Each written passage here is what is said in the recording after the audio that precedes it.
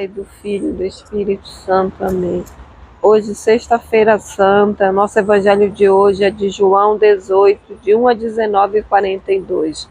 Vinde, Espírito Santo, vinde por meio da poderosa intercessão do Imaculado Coração de Maria, nossa amadíssima esposa.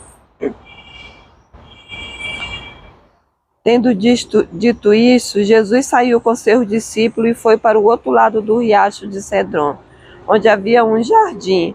Ele entrou no jardim com os discípulos. Jesus já tinha se reunido aí muitas vezes com seus discípulos. Por isso, Judas, que estava traindo Jesus, também conhecia o lugar. Judas arrumou uma tropa e alguns guardas dos chefes dos sacerdotes e fariseus e chegou ao jardim com lanternas, tochas e armas. Então Jesus, sabendo tudo o que lhe ia acontecer, saiu e perguntou a eles: quem é que vocês estão procurando? Eles responderam: Jesus de Nazaré. Jesus disse: sou eu. Judas, que estava traindo Jesus, também estava com eles. Quando Jesus disse: sou eu, eles recuaram e caíram no chão. Então Jesus perguntou de novo: quem é que vocês estão procurando? Eles responderam: Jesus de Nazaré. Jesus falou: já lhes disse que sou eu. Se vocês estão me procurando, deixe os outros ir embora. Era para que se cumprisse a escritura que diz: não perdi nenhum daqueles que me deste. Simão Pedro tinha uma espada desembainhada, desembanhou a espada e feriu o empregado do sumo sacerdote, decepando-lhe a orelha direita. O nome do empregado era Malco, mas Jesus disse a Pedro: guarda a espada na bainha, por acaso não vou beber o cálice que o Pai me deu? Então, a tropa, o comandante e os guardas das autoridades dos judeus prenderam e amarraram Jesus. A primeira coisa que fizeram foi levar até Anás, que era sogro de Caifás, sumo sacerdote naquele ano. Caifás é aquele que tinha dado um conselho aos judeus: é preciso que um homem morra pelo povo, que um só homem morra pelo povo. Simão Pedro e os outros discípulos seguiam Jesus. Esse discípulo era o conhecido do sumo sacerdote e entrou com Jesus no pátio do sumo sacerdote. Mas Pedro ficou fora, perto da porta. Entrou o outro discípulo que era conhecido do sumo sacerdote, saiu, conversou com a porteira e levou Pedro para dentro. A empregada que tomava conta da porta perguntou a Pedro: você não é também um dos discípulos desse homem? Pedro disse: eu não. Os empregados e os guardas estavam fazendo uma fogueira para se esquentar, porque fazia frio. Pedro ficou se esquentando junto com eles. Então o sumo sacerdote interrogou Jesus a respeito de seus discípulos e do ensinamento. E Jesus respondeu: eu falei às claras para o mundo, eu sempre ensinei nas sinagogas e no templo onde os judeus se reúnem. Nada falei escondido. Por que vocês me interrogam? Por que, ao ouvirem o que eu lhes falei, eles sabem o que eu disse? Quando Jesus falou isso, um dos guardas que estava aí deu uma bofetada em Jesus e disse: é assim que responde ao sumo sacerdote? Jesus respondeu: se falei mal, mostre o que há de mal, mas se falei bem, por que você me bate? Então Anás mandou Jesus amarrado para o sumo sacerdote Caifás. Simão Pedro ainda estava lá fora se esquentando. Perguntaram a ele: você também não é um dos discípulos dele? Pedro negou: eu não. Então um dos empregados do sumo sacerdote, parente daquele a quem Pedro tinha decepado a orelha, disse: por acaso eu não vi você no jardim com ele? Pedro negou de novo e na mesma hora o galo cantou. De Caifás levaram Jesus para o palácio do governador. Era de manhã, mas eles não entraram no palácio para poder comer a ceia pascual. Então Pilatos saiu para fora e conversou com eles. Que acusação vocês apresentam contra esse homem? Eles responderam: se ele não fosse malfeitor, não teríamos trazido até aqui. Pilatos disse: encarregue-se vocês mesmos de julgá-lo conforme a lei de vocês. Os judeus responderam: não temos permissão de condenar ninguém à morte. Era para se cumprir o que Jesus tinha dito, significando o tipo de morte com que ele deveria morrer. Então Pilatos Entrou de novo no palácio, chamou Jesus e perguntou: Tu és o rei dos judeus? Jesus respondeu: Você diz isso por si mesmo? Ou foram outros que lhe disseram isso a meu respeito? Pilatos falou: Por acaso eu sou judeu? O teu povo e o chefe dos sacerdotes te entregaram a mim. O que fizeste? Jesus respondeu: O meu reino não é deste mundo. Se o meu reino fosse deste mundo, os meus guardas lutariam para que eu não fosse entregue às autoridades dos judeus. Mas agora o meu reino não é daqui. Pilatos disse a Jesus: Então tu és rei? Jesus respondeu: Você está dizendo que eu sou rei. Eu nasci e vim ao mundo para dar testemunho da verdade. Todo aquele que está com verdade ouve a minha voz. Pilatos disse: O que é a verdade? Ao dizer isso, Pilatos saiu ao encontro das autoridades dos judeus e disse: Eu não encontro nele nenhum motivo de condenação. Contudo, existe um costume entre vocês, que eu lhe solte alguém na Páscoa. Vocês querem que eu lhe solte o rei dos judeus? Eles então começaram a gritar de novo: Ele não, solte Barrabás. Barrabás era um bandido. Então Pilatos pegou Jesus e o mandou flagelar. Os soldados traçaram uma coroa de espinho e a colocaram na cabeça de Jesus. Vestiram Jesus com manto vermelho, aproximaram-se dele e diziam: Salve o rei dos judeus, e lhe davam bofetadas. Pilatos saiu de novo e disse: Vejam, eu vou mandar trazer aqui fora o homem, para que vocês saibam que não encontro nenhuma culpa nele. Então Jesus foi para fora, levava a coroa de espinho e o manto vermelho. Pilatos disse-lhe: Eis o homem. Vendo Jesus, o chefe dos sacerdotes e os guardas começaram a gritar: Crucifica, crucifica. Pilatos disse: Encarreguem-se vocês mesmos de crucificá-lo, pois eu não encontro nenhum crime nele. Os judeus responderam: Nós temos uma lei, e segundo a lei ele deve morrer, porque se fez filho de Deus. Quando viu essas palavras, Pilatos ficou com mais medo ainda. Pilatos entrou outra vez no palácio e perguntou a Jesus: De onde és tu? Jesus ficou calado. Então Pilatos perguntou: Não me respondes? Não sabe que tenho autoridade para te soltar e autoridade para te crucificar? Jesus respondeu: Você não teria nenhuma autoridade sobre mim se ela não lhe fosse dada por Deus. Por isso aquele que me entregou a você tem pecado maior. Por causa disso, Pilatos se esforçava para soltar Jesus. Mas os judeus gritavam: Se você soltar esse homem, você não é amigo de César. Todo aquele que pretende ser rei se coloca contra César. Ouvindo essas palavras, Pilatos levou Jesus para fora, fez que Jesus se sentasse numa cadeira de juiz, no lugar chamado Pavimento, que em hebraico se diz Gábata. Era véspera da Páscoa, por volta do meio-dia. Pilatos disse aos judeus: Aqui está o rei de vocês. Eles começaram a gritar: Fora, fora, crucifica. Pilatos perguntou: Mas eu vou crucificar o rei de vocês? Os chefes dos sacerdotes responderam: Não temos outro rei além de César. Então, finalmente, Pilatos entregou Jesus a ele para que fosse crucificado. Eles levaram Jesus. Jesus carregou a cruz na costa e saiu para um lugar chamado Lugar de Caveira, e em hebraico se diz Gólgota. E aí crucificaram Jesus com outros 2 homens, um de cada lado e Jesus no meio. Pilatos mandou também escrever um letreiro e colocou na cruz e estava escrito: Jesus Nazareno, rei dos judeus. Muitos judeus puderam ver o letreiro porque o lugar em que Jesus foi crucificado ficava perto da cidade. O letreiro estava escrito em hebraico, latim e grego. Então os chefes dos sacerdotes dos judeus disseram a Pilatos: Não deixe escrito o rei dos judeus, mas coloque: Este homem disse: Eu sou o rei dos judeus. Mas Pilatos respondeu: O que escrevi está escrito. Quando crucificaram Jesus, os soldados repartiram a roupa dele em 4 partes, uma parte para cada soldado. Deixaram de lado a túnica. Era uma túnica sem costura, feita em uma peça única, de cima até baixo. Então eles combinaram: Não vamos repartir a túnica, vamos tirar na sorte, para ver com quem fica.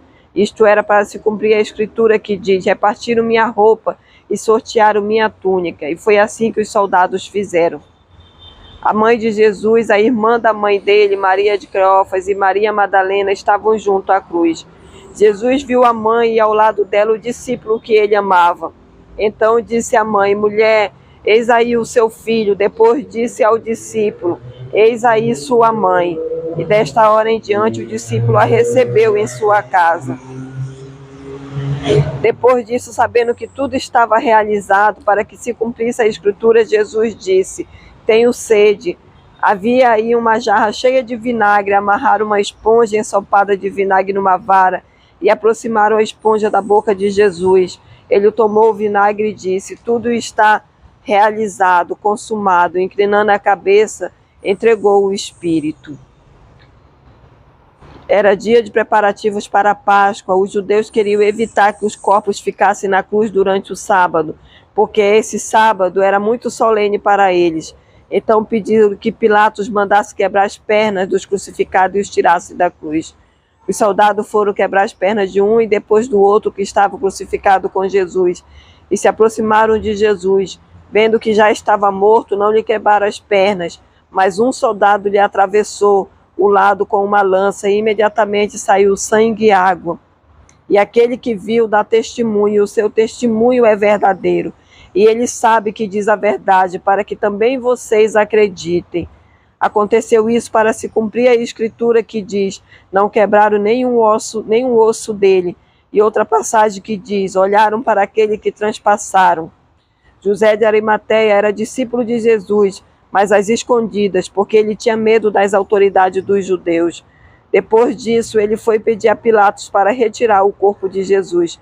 Pilatos deu autorização, então ele foi e retirou o corpo de Jesus. Nicodemos também foi. Nicodemos era aquele que antes tinha ido de noite encontrar-se com Jesus.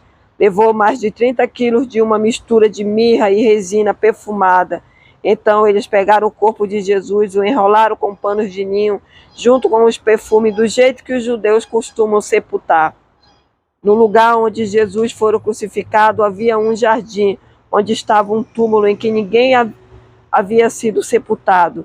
Então, por causa do dia do preparativo para a Páscoa, e porque o túmulo estava perto, lá colocaram Jesus. Palavras da salvação. Glória a vós, Senhor. Nosso evangelho de sexta-feira é um evangelho longo, né? Porque ele vai narrar a morte de Jesus, a prisão e morte de Jesus. Mas o evangelista vai destacar algumas coisas. Ele vai dizer que penduraram Jesus, que prenderam Jesus e o amarraram primeiro. E aí ele narra esse encontro dos soldados com Jesus. E ele começa falando desse zelo, desse cuidado que Jesus tem com os seus discípulos, né? Que antes mesmo que eles cheguem para prendê-lo, Jesus se entrega. Aí ele vai lembrar o evangelho, né? Umas passagens do evangelho quando ele diz, né? Ninguém toma a minha vida, mas eu a dou. Por mim mesmo, sou eu que dou a minha vida, que entrego, não é ninguém que me toma. E ele vai dizer também que o evangelho vai se cumprir, que o evangelho que diz que nenhum só dos que estavam com ele ficaram feridos. E aí Jesus vai e se entrega, e ele é amarrado. Depois ele é conduzido a Anás, que é sogro de Caifás, sumo sacerdote daquela época, que tinha a ideia de que era melhor matar um homem por toda a nação do que toda a nação perecer. Ele tinha a ideia para ele de que Jesus ia trazer esse feito de fazer a nação perecer, porque eles estavam agarrados, não na lei, mas agarrados ao poder. E por estar agarrado ao poder, Jesus era para eles uma ameaça. E eles usavam isso como artifício, como argumento para matar Jesus. Na sequência nós vemos, o Evangelho vai nos narrar a negação de Pedro. E aí ele vai nos trazer para meditar nessa quinta-feira santa o medo. E o que o medo nos faz ser capaz. O medo fez Pedro, que era discípulo de Jesus, que gozava, que tinha intimidade com o Senhor, que era ensinado com o Senhor, que viu tantos feitos de Jesus, tantos milagres, fez com que ele renegasse Jesus, com que ele negasse Jesus naquela hora, naquele momento. Mas nós vemos também que é o cumprimento também da palavra da profecia, porque Jesus já havia falado a ele: antes que o galo cante 3 vezes, tu vai me negar. Mas ele vai dizer que é necessário e que em outro momento ele vai compreender e vai ter uma nova trajetória, um novo testemunho.